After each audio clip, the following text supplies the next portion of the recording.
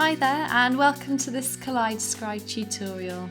I'm Alice and this episode is all about the Rotate at Collision tool, the second of the Kaleidoscribe tools. It's a very simple tool that enables you to rotate to collide with another object or path.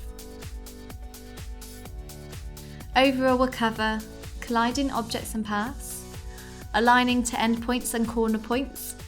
We'll also begin to look at some of the keyboard shortcuts available to us, followed by a brief overview of the preference panel options. It's important to note that all of the following can be applied to objects and paths, but for simplicity I'll just refer to objects. So to start with, we need to click on the Rotate at Collision icon to activate the tool. An important aspect of using this tool is to make sure you click the edge of the object you want to move. You'll see that a point, path or midpoint annotation will appear, letting you know you're in the right place. Once you've found the point on the path you wish to collide, drag it towards the object you wish to align it with. You'll see that it rotates in order to align with your chosen object's path. Like all Kaleidoscribe tools, you'll see the pink dot appear, which means they have collided and so are perfectly aligned at this point. And this collision point will show at any location around the object. Remember, when you're happy with the placement, just release the object by letting go of the mouse. Bear in mind, the point you select is used as the collision point, meaning you can be extremely precise in your placement. What's really useful is that when you collide with an endpoint or corner point, it will align to the correct angle. There are a couple of shortcuts which I would advise taking note of. Firstly, press the spacebar to flip an object whilst colliding. Secondly, as is standard in Illustrator, using the Alt key when selecting and dragging an object to create a duplicate.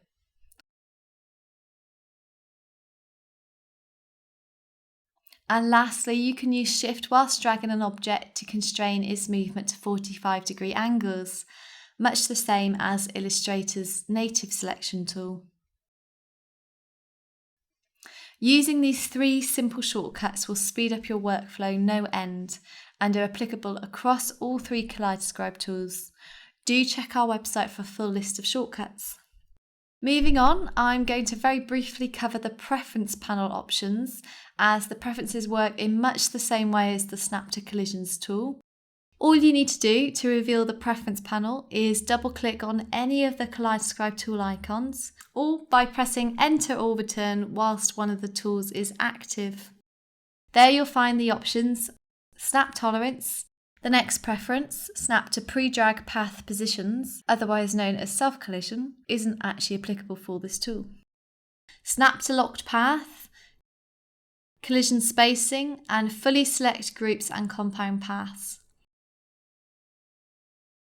So as an example, I'll set the snap tolerance to 12 pixels, which I know works well. Turn on snap to locked paths, so it can align to my temporary alignment grid, which I've coloured pink and placed on a locked layer. Then, as my peacock eyes are a set of grouped objects, I'll make sure fully select groups and compound paths is selected. You'll see I can very quickly arrange the feather eyes on my peacock. Look how easily they align to the grid. If you want more info on the preferences, please refer back to the Snap to Collisions tool video. That's it for this tutorial. Just to recap, you now know how to use the Rotate at Collision tool to collide objects and paths, align to endpoints and corner points, and access the preference panel. Watch the next video on the Rotate to Collision tool in order to complete your understanding of all three Kaleidoscribe tools. If you haven't actually bought Kaleidoscribe yet, download our free 14-day trial here and let us know what you think. Thanks for watching.